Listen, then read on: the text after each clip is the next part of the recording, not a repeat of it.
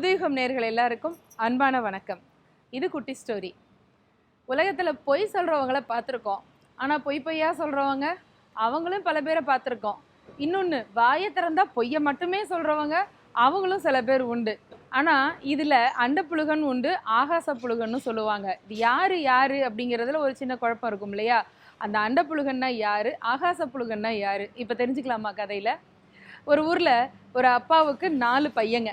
இந்த 4 பையங்களுமே அப்பா பேச்சு மட்டும் இல்லை, ஊரில் யார் பேச்சையுமே கேட்கறது இல்லைங்கிற முடிவோட சத்தியம் பண்ணியே பிறந்தவங்க. இதை சொல்லுவாங்க இல்லையா, வீட்டுக்கு அடங்காத பிள்ளை வெளியில் ஊருக்கு அடங்கி தான் ஆகணும்னு. இவங்க வீட்டுக்கும் அடங்க மாட்டாங்க, வெளியில் உலகத்துக்கும் ஊருக்கும் அடங்க மாட்டாங்க. அப்படி ஒரு அருமையான பிள்ளைங்க 4 பேரும். படிப்பு இல்லை, வேலை இல்லை, ஆனால் ஊரினுடைய அந்த சாவடின்னு சொல்லுவாங்க இல்லையா, இப்போ மத்திய இடம், அந்த இடத்துல உக்காந்துட்டு வர்றவங்க போகிறவங்களையெல்லாம் வம்பிழுப்பாங்க. யார்கிட்டையாவது ஏமாந்த ஆளுகிட்ட காசை பிடுங்கி சாப்பிட வேண்டியது. அப்பாக்காரருக்கு கொஞ்சம் வசதி இருக்குது, அதனால் 4 பையங்களுக்கும் சாப்பாட்டை போட்டுடுறாரு. இவங்களை ஒன்றும் திருத்தவும் முடியல, சொல்லவும் முடியல, என்னடா பண்ணுறதுங்கிற கவலையோடவே அவர் இருந்தார். அந்த மாதிரி இருக்கிற போது இந்த 4 அண்ணன் தம்பிங்களும் ஒரு நாள் வழக்கம் போல் காலையில் வீட்டில் நல்லா மூக்கு பிடிக்க சாப்பிட்டுட்டு வந்து நல்லா ஜில்லு ஜில்லுன்னு இந்த பக்கம் வேப்ப மரம் காற்று, அரச மரம் காற்று, இந்த சாவடியில் நடுவில் உக்காந்துட்டு இருந்தாங்க. இப்படி உக்காந்துட்டு இருக்கிற போது வெளியூர்லேருந்து ஒரு பையன் வந்தார், ஒரு இளைஞர். பார்க்குற போதே கொஞ்சம் வசதியான ஆள், போட்டிருக்கிற சட்டையை பார்த்தாலே தெரிஞ்சிச்சு. இந்த 4 பேருக்கும் டேய் ஆள் பிரமாதமாக இருக்காண்டா அப்படின்னா ஒருத்தன், ஆமாண்டா அங்கே பாடுறா, அவன் கையில் மோதிரத்தை பாடுறா, ஐயோ ஆமாம், இன்னொரு கையில் காப்பை பாடுறா, ஆமாம் சட்டையை பாடுறா, எவ்வளோ பிரமாதமாக விலை உயர்ந்த சட்டை போட்டிருக்கான் அப்படின்னு 4 பேரும் பேசிக்கிட்டு இருக்கிற போதே அந்த பையன் அப்படியே வந்தவன் அவனோட போதாத காலம் இந்த 4 பேர்கிட்டையும் நேராக வந்தான். வந்து அந்த ஊரில் ஒருத்தருடைய பேரை சொல்லி அவங்க வீடு எங்கே இருக்குன்னு அட்ரஸ் விசாரித்தான்.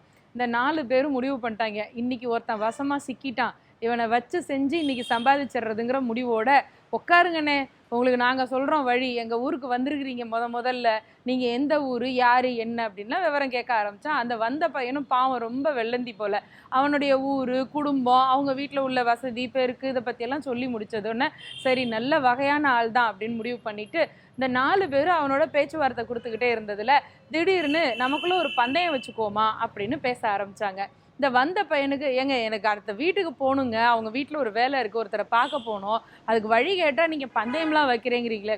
நாங்கள் வழி சொல்கிறோம், ஏன் கூட்டிகிட்டு வந்து உங்களுக்கு அங்கே வழி காட்டுறோம், அதுக்கு முந்தி நாங்கள் கேட்குறதுக்கு பதிலை சொல்லிவிட்டு அதுக்கப்புறமா நீங்கள் போகலாம் அப்படின்னாங்க அந்த 4 பேரும். இந்த வந்த பையனுக்கும் ஒரு ஆர்வம் வரும்ல, என்னடா இவங்க எப்படி சொல்கிறாங்களேன்னு. அதில் ஒருத்தர் 4 பேரில் அண்ணன் தம்பி சொன்னால், எங்கள் ஊருக்கு இந்த மாதிரி கேள்வி கேட்டு பதில் சொல்கிற அறிவாளிகள் மட்டும்தான் உள்ளே வரலாம் அப்படின்னு. உடனே இந்த பையனுக்கு கொஞ்சம் ரோசம் வந்துருச்சு, இன்னும் அறிவு சம்மந்தமாலாம் பேசுகிறாங்களே, என்ன தான் அறிவுத்தனமாக பேசுகிறாங்கன்னு கேட்போன்ட்டு, கேளுங்கப்பா கேள்வியை அப்படின்னு. இப்போ மூத்த அண்ணன் சொன்னால், நாங்கள் 4 பேரும் ஆளுக்கு ஒரு விஷயம் சொல்லுவோம், அதை யார் நம்பலையோ அதெல்லாம் கிடையாது, அப்படிலாம் நடக்க வாய்ப்பே இல்லை அப்படின்னு யார் சொல்கிறானோ அவன் எங்களுக்கு அடிமை அப்படின்னு பந்தயம் வச்சான்.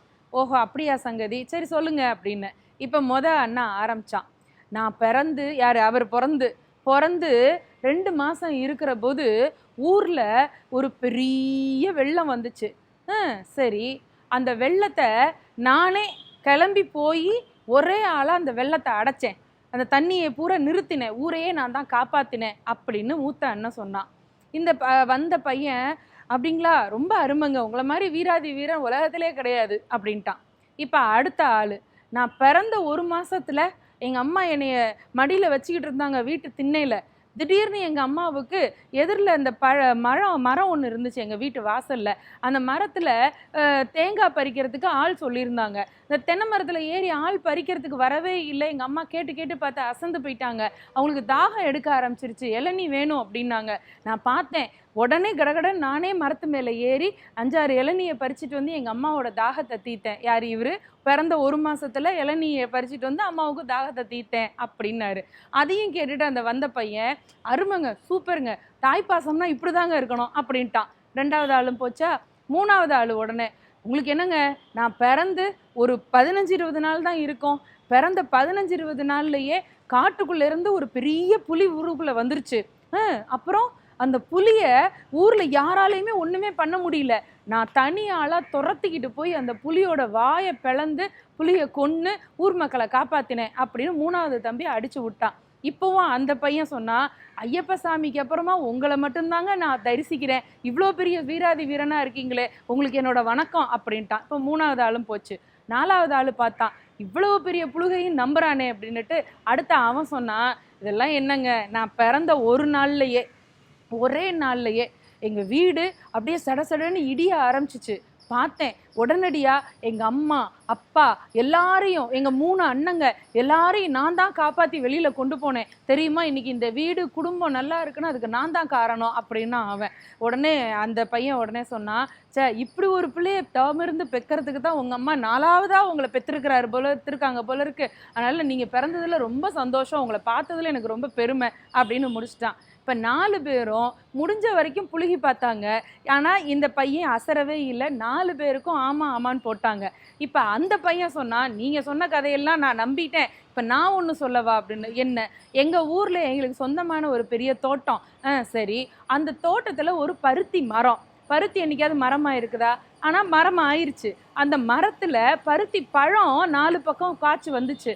சரி, அந்த பழத்தை வெடிச்சு வந்தா உள்ளுக்குள்ள இருந்து பருத்தி தானே வரணும், ஆனா பருத்தி வரல. 4 பயலுக வெளியில வந்தாங்க. அந்த 4 பயல்களும் யாருக்கு சொந்தம்? எங்க தோட்டத்துல முளைச்ச மரத்துல இருந்து வந்த பருத்தி பழத்துக்குள்ள இருந்து வந்த பையங்க, எங்களுக்கு தானே அவங்க அடிமை அப்படின்னு. இந்த 4 பேரும் ஆமா ஆமா அப்படின்னாங்க. அந்த 4 பேரையும் வச்சு எங்க அப்பா வேலை வாங்கிக்கிட்டு இருந்தாங்க. அவங்க திடீர்னு ஒரு நாளைக்கு ஊரை விட்டு ஓடி வந்துட்டாங்க. அவங்க யாருன்னு தேடி கண்டுபிடிக்க தான் இந்த ஊருக்கு வந்தேன். இப்பதான் தெரியுது நீங்க 4 பேரும் தான் அதுன்னு வகையா சிக்கிட்டீங்கன்னு. இந்த 4 பேரையும் ஒன்னா கைத்த போட்டு கட்டி இழுத்துட்டு போக ஆரம்பிச்சான். இப்போ 4 பேரும் ஒன்றா சேர்ந்து, அண்ணன் ஊருக்குள்ளே ஏதோ ரவுடித்தனம் பண்ணிக்கிட்டு வரவங்க போகிறவங்க கிட்டலாம் காசு பணம் பறிச்சுக்கிட்டு இருந்தோம், இன்றைக்கி தான் உங்கள் மூலமாக எங்களுக்கு அறிவு வருது, தயவு செஞ்சு எங்களை அடிக்காதீங்க விட்டுருங்கன்னு காலில் விழுந்து கும்பிட்டாங்க. அண்ட புழுகனுக்கு ஆகாச புழுகன் தான் சரியான பாடம் கற்றுக் கொடுத்துருதுக்கான். நல்லா இருக்குல்ல? சிந்திக்கலாமா? நன்றி.